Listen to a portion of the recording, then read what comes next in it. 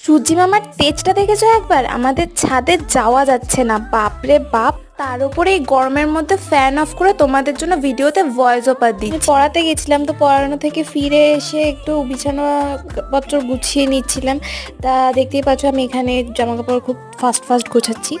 Jokes apart, আমি speed বাড়ি দিয়েছিলাম, খুবই আমার টাইম লাগে ঘর গোছাতে। তারপরে আমি একটু গ্লুকন্ডির জল গুলে নিয়েছিলাম। আর ফোনের কভারের পেছন থেকে 10 টাকাটা পেতো, মানে আমি মনে হচ্ছিলো যেন আমি কত টাকা পেয়ে গেছি। তো যাই হোক, আনএক্সপেক্টেড টাকা পেতে ভীষণই ভালো লাগে। টাকাটা পাওয়ার পরে আমি সেটা ভাড়ে ঢুকিয়ে দিয়েছি। তো এরপরে আমার না মানে ভীষণ চাপে পড়ে গেছিলাম, কারণ আমি জিনিসপত্র যখন গোছাচ্ছিলাম দেখছিলাম যে মায়ের একটা সোনার কানের আমি খুঁজে পাচ্ছি না।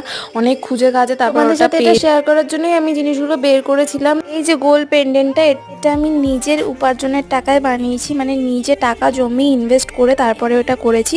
তো এরপর কতটা কি করতে পারবো জানি না, কিন্তু এই জিনিসটা কিন্তু আমার কাছে সারা জীবন স্পেশাল হয়ে থাকবে।